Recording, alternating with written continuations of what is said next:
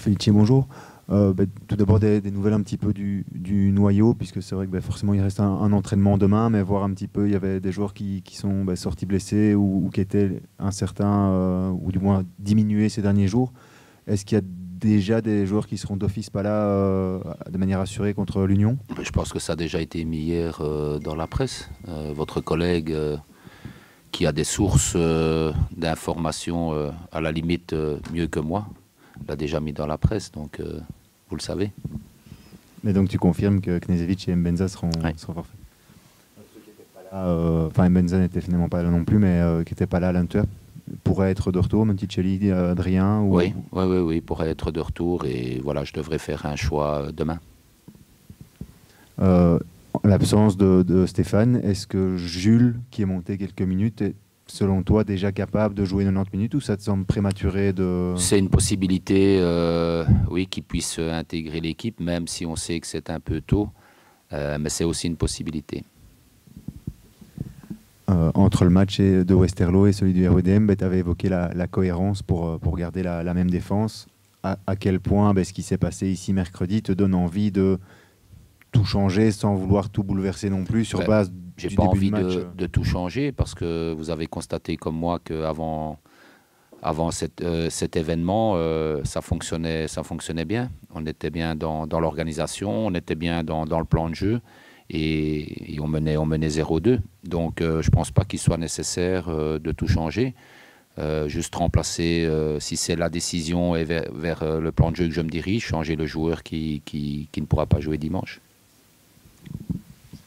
Dans quel état d'esprit tu as retrouvé le groupe, et quel a été finalement ton message? Tu nous as dit mercredi que parfois c'est mieux de laisser passer la nuit, enfin tu l'as pas dit comme ça, mais de pas le faire à chaud. Oui, parce que tout le monde a une impression en direct et directement après le match, et tout le monde analyse en fonction du score, et moi j'avais envie de prendre un peu de recul, de revoir le match et de voir exactement ce qui s'est passé. Et donc, je vais répéter ce que j'ai dit derrière à la conférence de presse, c'est que moi, j'ai envie de garder tout le positif qu'il y a eu dans ce match, mis à part cette fin de deuxième mi-temps, ou en tout cas après le 2-2, où on a lâché dans les duels, dans l'intensité, et certainement dû à un impact mental.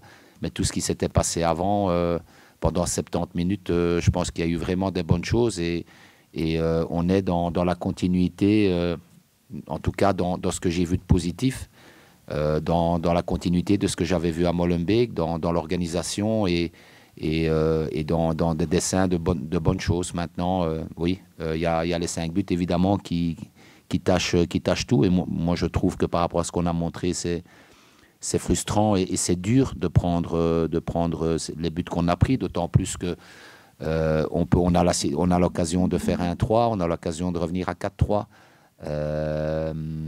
Et donc, voilà, les détails, si on peut dire, l'adversaire, bien évidemment, ont fait qu'on s'est écroulé dans cette fin de match. Le fait, tu avais déjà évoqué le positif mercredi soir, mais finalement, le fait de le revoir à froid le lendemain, ça t'aide, j'imagine, à retrouver ce qu'il y avait de positif, puisque finalement, mercredi, il y avait de la déception. Mais de le revoir tranquillement. Mais j'essaierai de rester positif tout le temps, de toute façon. Moi, j'estime que quand on est dans une situation difficile, commencer à être négatif et trouver des excuses et ne faire que des reproches, ça ne va pas arranger la situation. Et donc, il n'y a que le positif qui peut nous aider. Et j'essaierai toujours de retirer tous les éléments possibles qui sont positifs quand l'équipe perd ou quand l'équipe est moins bien. Bonjour Felice. L'Union a pas mal fait tourner en coupe. Est-ce que tu crois que l'état de fraîcheur peut être un des paramètres pour dimanche, ou finalement il y a tellement de jours entre que ça n'en... J'estime effectivement qu'il y a quand même entre mercredi et dimanche, il y a assez de jours pour qu'on ait bien récupéré. Donc on ne devra pas se servir de ce paramètre-là si ça ne tourne pas bien, ou en tout cas si ça ne tourne pas comme on veut.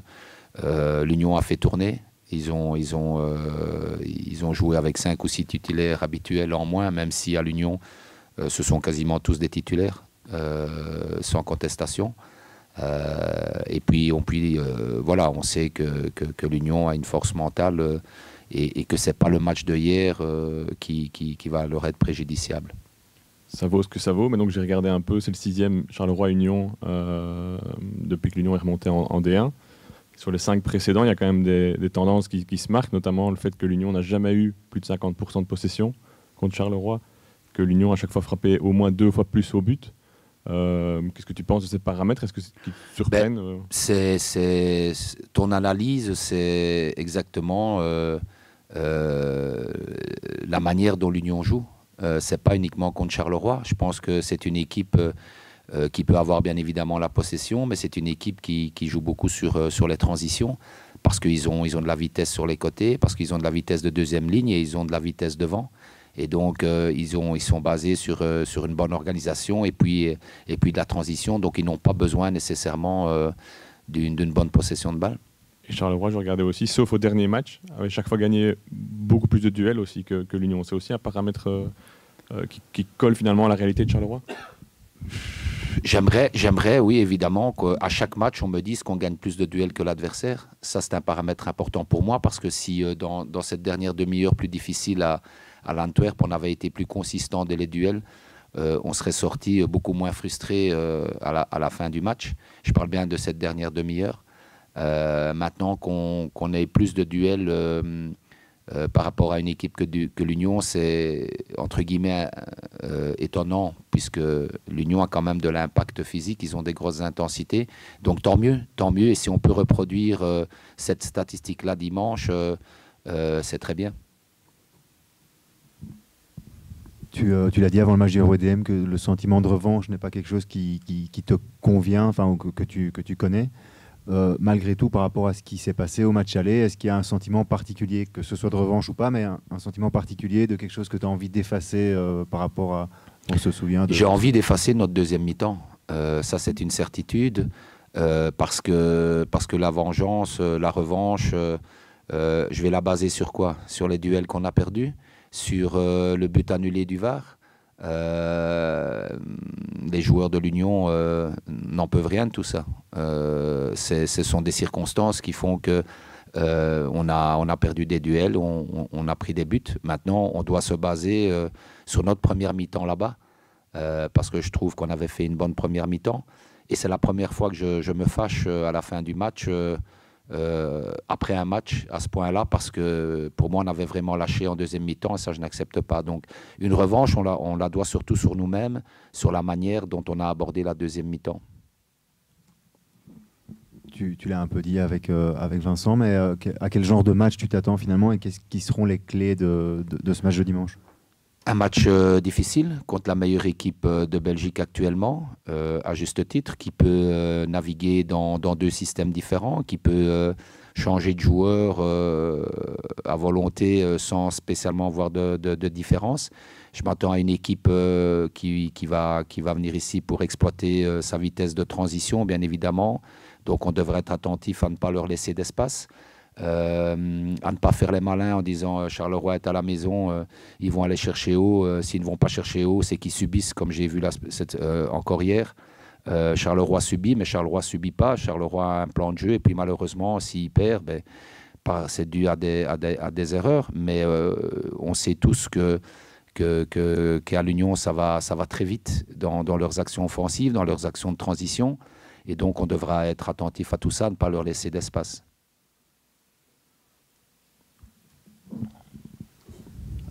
Outre le match de dimanche, c'est forcément une journée importante aujourd'hui pour Charleroi.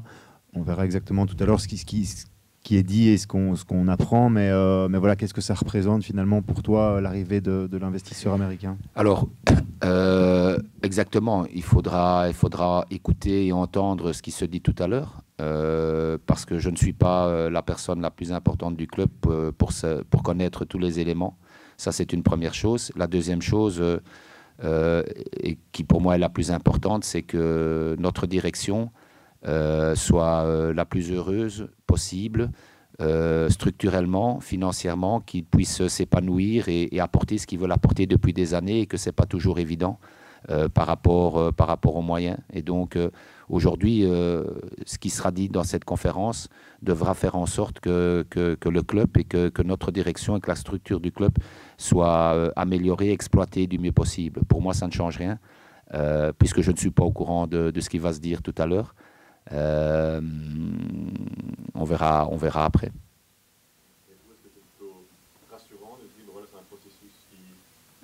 Qui prend fin, quelqu'un qui arrive, ou plutôt inquiétant parce que forcément quand quelqu'un de l'extérieur arrive, on ne sait pas trop ce que ça peut donner. Est-ce que les joueurs, tu les as sentis, je ne sais pas, est-ce que vous en avez parlé, est-ce qu'ils sont un peu rassurés, un peu inquiets, je sais Mais pas. à prime abord, c'est rassurant et ça doit être rassurant. Je vous signale que tous les clubs en Belgique fonctionnent de cette manière-là. Aujourd'hui, quasiment, je pense que quasiment tous les clubs en Belgique fonctionnent de cette manière-là, que les grosses écuries qui sont dans le haut du classement fonctionnent de cette manière-là, qu'aujourd'hui, la manière dont le football a évolué, la manière dont le marché financier est devenu si important, et Mehdi et Pierre-Yves ne peuvent pas tout supporter, tout seuls. Je pense qu'ils ont fait assez d'efforts pendant toutes ces années de garder le club en équilibre du mieux possible. À un moment donné, quand la concurrence devient déloyale, quand je dis déloyale, cette concurrence financière devient déloyale, à un moment donné, on a besoin des autres. Et si on veut avancer, faire tout seul, c'est impossible. Moi, j'ai besoin des autres pour bien coacher. Les joueurs ont besoin des autres pour bien jouer. Je pense qu'aujourd'hui, le club a besoin des autres, de quelqu'un d'autre pour mieux évoluer. Est-ce que tu as déjà eu l'occasion de t'entretenir avec lui ou pas encore? Non. Je ne suis pas la personne la plus importante du club, donc ce n'était pas nécessaire. Non, mais tu es l'entraîneur du club, donc on ne sait jamais. C'est encore, j'imagine, une première dans ta carrière. Il y en a eu quelques-unes finalement, reprendre un club en début de saison, vivre la saison que vous connaissez. Ici, un changement dans la direction, on ne va pas dire deux directions, mais dans la direction en cours de saison. Voilà. Qu'est-ce que ça représente aussi pour toi, ça? Je ne sais pas s'il y aura un changement dans la direction, puisque je ne sais pas ce qui va se dire. Donc ça, je ne sais pas répondre à cette affirmation ou à cette question-là. Après, s'il y a un changement ou qu'il n'y en ait pas, j'espère que ça va amener beaucoup plus de sérénité à tout le monde, bien évidemment, avec une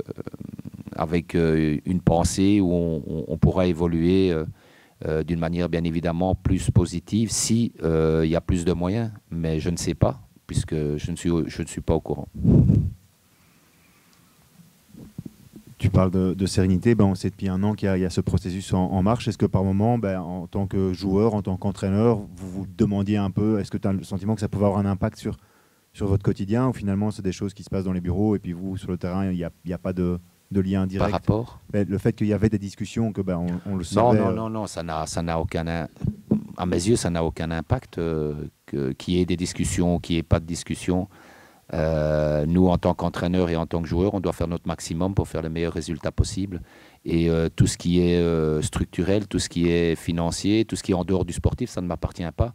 Et à partir du moment où ça ne m'appartient pas, je n'ai pas à avoir des pensées ou quoi que ce soit de ces situations-là.